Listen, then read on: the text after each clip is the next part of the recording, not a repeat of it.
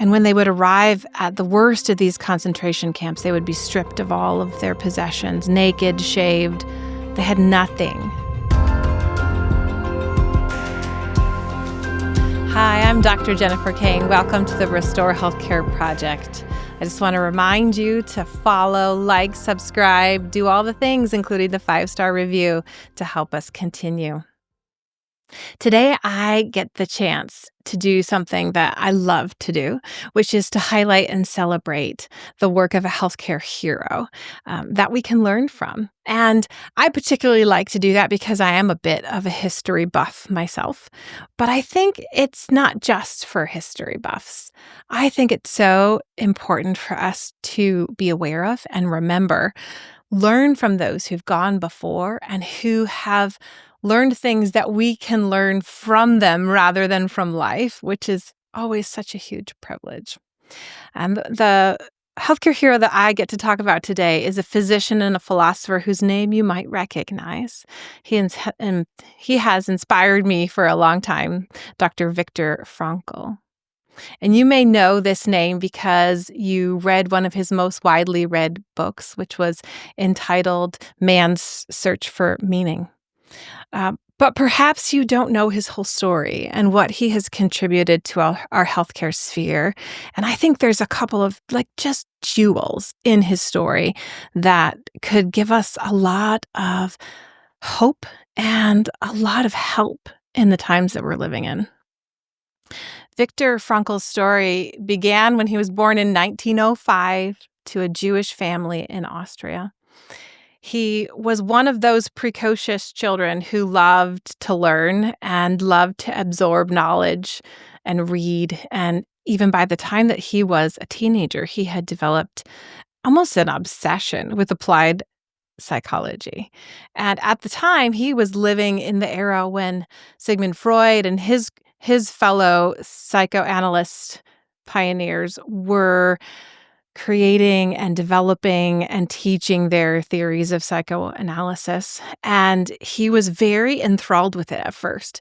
And he actually corresponded with Dr. Freud, who wrote him back multiple times, asking him more questions about his theories and about the practical applications of them. And even as a teenager, Freud asked to publish one of his writings because it was so interesting and really quite advanced for a teen boy. He went on to go to medical school at the University of Vienna, and he continued to have an ongoing interest in applied psychology.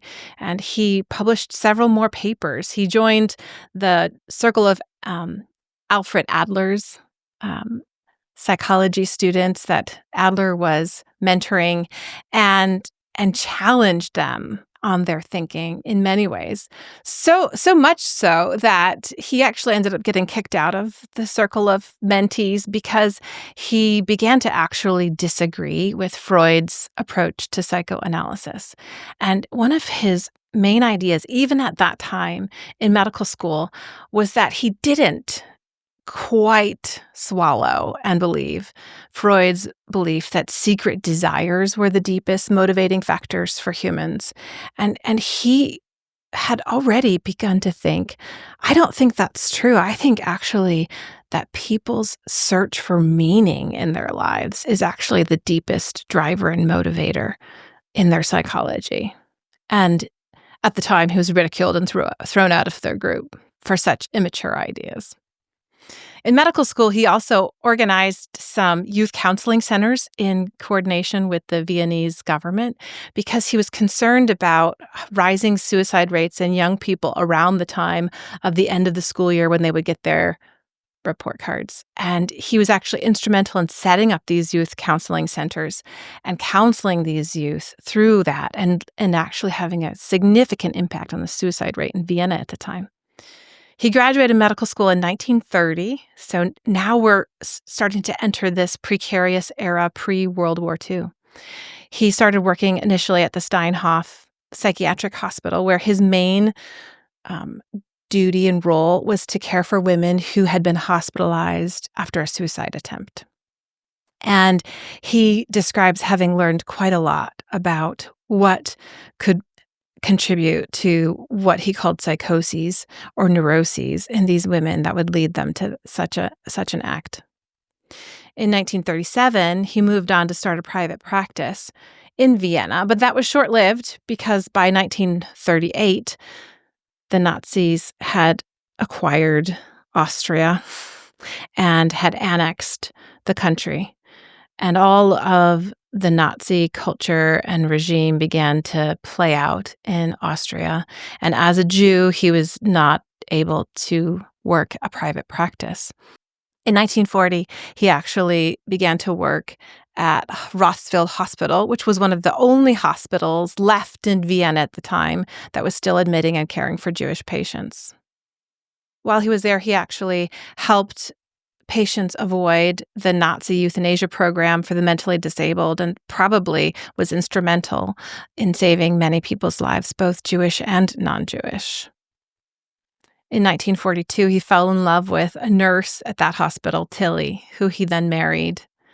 But within months of their marriage, less than a year, they were deported along with his family to a concentration camp. They were first sent to Theresienstadt, which was a ghetto concentration camp. And there in that camp, his elderly father, died of malnutrition and pneumonia. And the conditions that he described there and others have described were just horrific. In 1944, he and his remaining family were then transferred to Auschwitz. And by all accounts, he didn't spend very long at Auschwitz. He was chosen to be sent to a sub-work camp of Dachau. But both his brother, his mother, they were sent to the gas chambers at Auschwitz and died there. And his beloved wife, Tilly, was sent to Bergen-Belsen, where, unbeknownst to him at the time, she soon after died of typhus. After the war and after liberation, he became head of the neurology department and rebuilt the neurology department at the General Polyclinic Vienna Hospital. He also got right back to learning and earned a PhD in philosophy from the University of Vienna. And over the course of the rest of his career, he lectured at many prestigious and European American universities.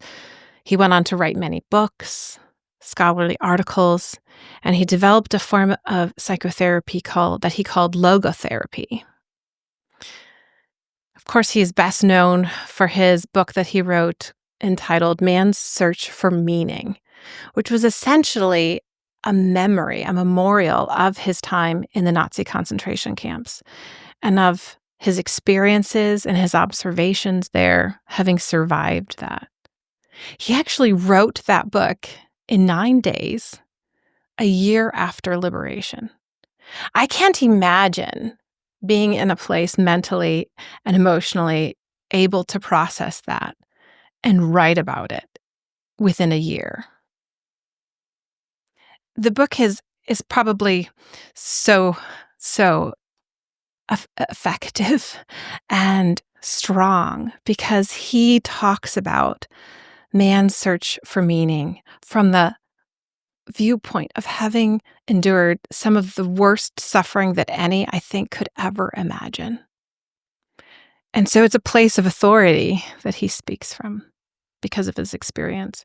In 1991, the Library of Congress did a survey and found that his book ranked in the top 10 for most influential in the U.S. So what does that say about him and what does that say about us? His book describes the horrific conditions of the concentration camps. He talks about losing everything, that everything was taken away from them. And it happened in stages. They lost their businesses. They lost their homes. They lost their possessions of value. They were transferred to a ghetto concentration camp where they lost their identity, where they lost their humanity. And when they would arrive at the worst of these concentration camps, they would be stripped of all of their possessions, naked, shaved. They had nothing. And he describes the realities of the physical pain of starvation and of heavy work and of sickness. In the work camp, he was allotted 5 ounces of bread a day and 1 bowl of watery soup. And, to healthcare professionals, we know that that barely keeps a person alive. And just the pain that they would feel as they were so hungry and trying to think of anything but how hungry they were. He talked about the pleasure of the one cook at his concentration camp who would not look at any inmates as he was ladling the soup. And the reason why there was so much pleasure he felt in that was that it was so fair. And the cook would ladle from the bottom of the pan for every inmate and give them all the same. Because it was a common occurrence that if you had special favor with the cook or they were from your same nation of origin, you would get a ladle from the bottom that might have some potatoes or vegetables in. And if you didn't, you might just get the broth at the top.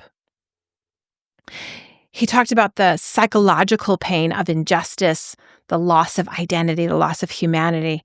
And he realized, in fact, that that was a greater pain than the physical pain that they were enduring, of starving, of having terrible lower extremity edema from the physical state of starvation, from the pain of improper footwear, and all of the injuries that they endured from being beaten while working. The psychological pain of being denied humanity was far worse.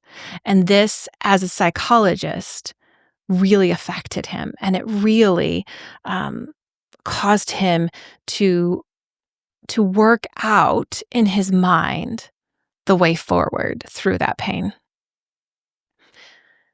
He realized one day that this pain was greater when he actually had failed or made some mistake while working, and instead of being cruelly punished, the guard kind of looked at him carelessly and tossed a pebble at him. And in that moment, he realized that this guard saw him like an animal that you couldn't expect much from, that you don't really punish because they're just an animal. And it was this terrible pain that he experienced in that moment of realizing he wasn't seen as human anymore.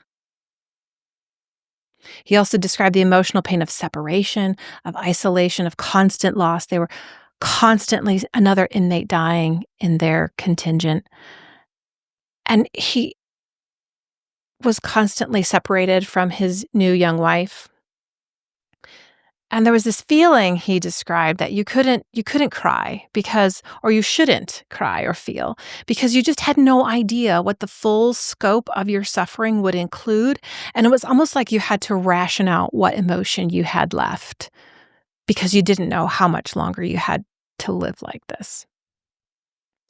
But he also realized that just the courage that it would take to cry, to express your emotion, gave meaning too, because it showed him that he was still human. And so he would have the courage sometimes to cry, not knowing how much he would have to cry to let out this emotional pain.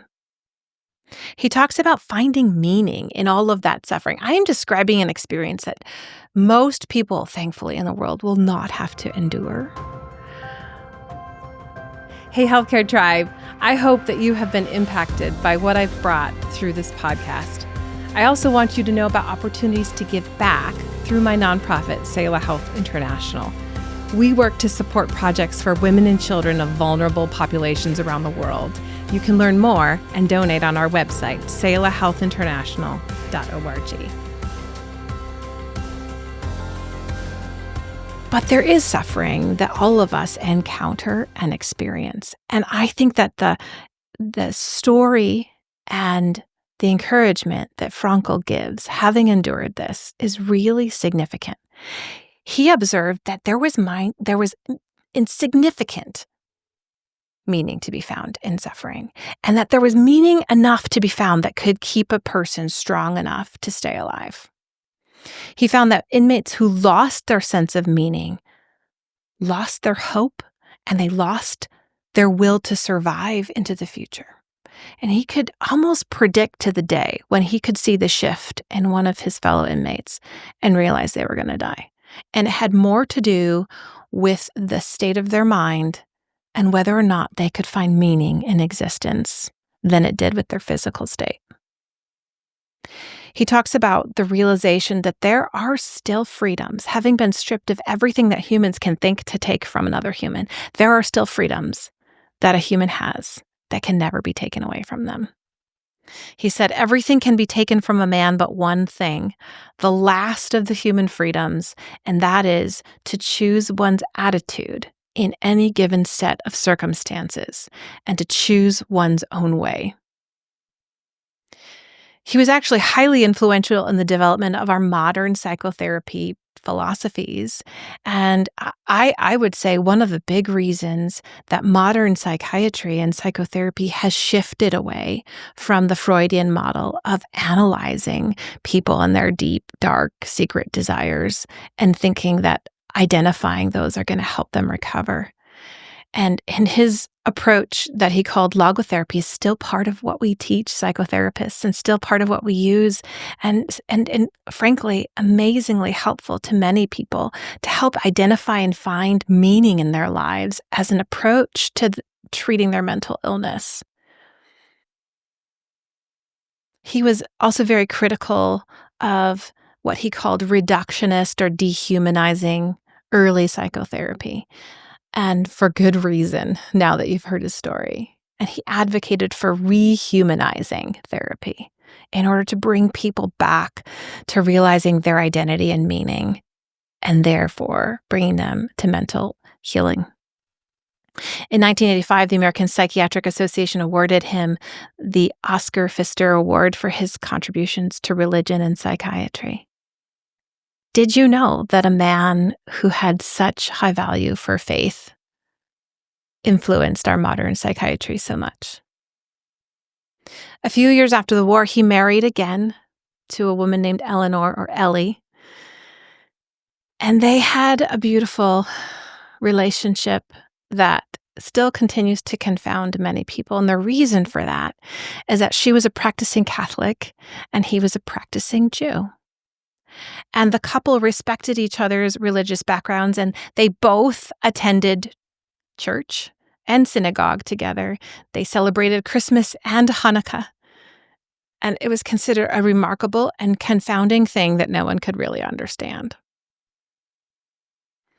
After he died in 1997, his wife and his son confirmed that he was very devoted in his faith. He had memorized and prayed the words of many Jewish prayers and psalms. He was truly an intriguing and confounding man. After all he had been through, it seems that he had landed on some truths that guided the rest of his life. He was also confounding in other ways because he advocated against assigning collaborative or collective guilt to the Austrian people for not having stopped the Nazi regime and all the harm and all the Austrian Jews that were killed. He advocated for forgiveness. He talked about how could it be that we held his own countrymen guilty for what they had no power themselves to stop. He talked about finding kindness in Nazi guards and cruelty in Jewish inmates. He noted that both kindness and cruelty could be found in both groups, and that the human tendency to become binary and assign evil and good just didn't always work out the way that we think it should, and that our brains have this in their design, but so easily we miss who people really are. He talked about Nazi guards who helped him, who themselves were victims of their own regime and couldn't find a way out, but found ways to care for the inmates, to give them food. He talked about Jewish inmates who were terribly cruel and saw only their own survival as their highest priority and would harm their fellow Jewish inmates at any point just to stay alive themselves. This was easily misconstrued, and throughout his later career, sometimes he was accused of being a Nazi sympathizer because he talked about good Nazis. And he has been criticized for continuing a fantasy of worldview meaning making. And yet, how many thousands, maybe millions of people have been helped by his recognition that one of the deep drivers of human existence is the search for meaning, to find something, someone to live for. I'm challenged. I'm inspired. His worldview is very challenging. He has this view that there can be meaning in suffering, and this is not just a theory to him, he lived it. But he also had this view that there can be an experience of joy, right, to be found in the middle of suffering as well. This still resonates today. I have a friend who literally felt like reading this book helped him make it through a really painful period of his life, and he read it over and over several times to understand there's meaning in the hardship that we face sometimes, and there's also joy to be found. One of the most profound observations for me that he made was that he likened suffering to the behavior, the physical properties of a gas, and that suffering, just like a gas, would fill up all of the psychological space within a person, no matter its actual mass. Just like a gas will expand to fill the space that's the container that it is in, suffering has that same impact. So no matter whether the suffering is small or large, to that person experiencing it, it fills up their entire psychological being. And it is the same horrid experience, whether it's large or small. But he also observed that joy also seemed to function with the same properties of a gas, that no matter how small or how big, joy also could fill up the entire psychological space of a person, no matter its actual mass, whether a little joy or a lot of joy. And he observed that joy, and sometimes he called it pleasure, could displace the experience of suffering for a time. That joy was enough, that joy could bring enough meaning that a person could survive horrific suffering. He talked about what brought him joy during those times, and for the most part, it was obsessively thinking about his wife. At the time, he did not know that she had died. He thought about her all the time, her face, her smile, the things that she would say to him. He was always imagining while he was working that she was talking to him and urging him on and encouraging him, and that she was there somewhere close by. He thought about when he would be liberated and he would be able to run to his wife and hold her again. And that was enough joy to keep him going. He thought about the potential that he could survive and be liberated, and then he would just have so much more wisdom to help his patients to survive and get through what they were suffering in. He thought, I have learned so many things here. I've observed so many things. I will have the ability to teach this. And that actually brought him joy. He was actually in his mind thinking through that while he was still in the midst of this suffering. I think these lessons that he has to teach us are still ones that we need today. We encounter so much suffering in healthcare, our patients, sometimes ourselves. I mean, I don't know very many healthcare workers who have not suffered in some way in order to do what they do. Nurses suffer at night shift for often many years before they finally get the opportunity to work a day shift. Did you know that? It's amazing sacrifice. Physicians work 80 to 100 hours a week when they are in training in residency. And some of us older ones worked more and worked shifts that are inhumane. I still work inhumane shifts that many of you would think, how can you stay awake for 36 hours? These are the kinds of suffering and sacrifice that many of you have chosen to do what you do. And it has meaning, and it actually has joy that can carry you through it.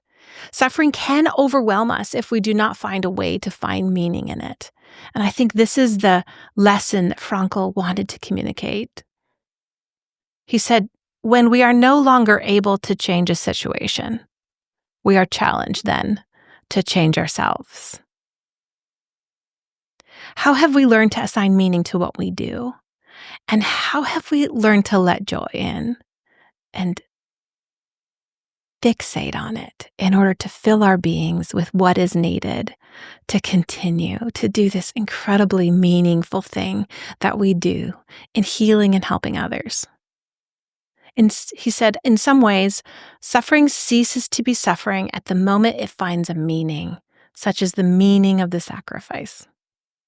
So many of you have given so much of yourself and of your time and of your space, and even some of you have asked that of your families as well, in order to give your best in healthcare.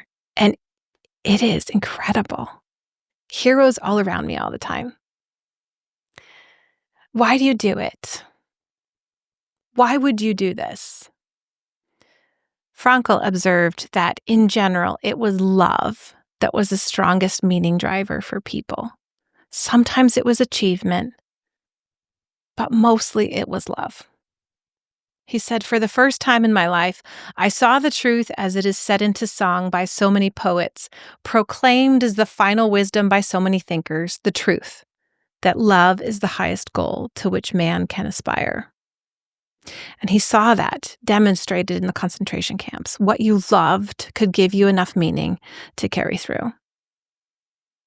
How about you? Have you lost maybe a little bit of your sense of meaning in your everyday life in healthcare?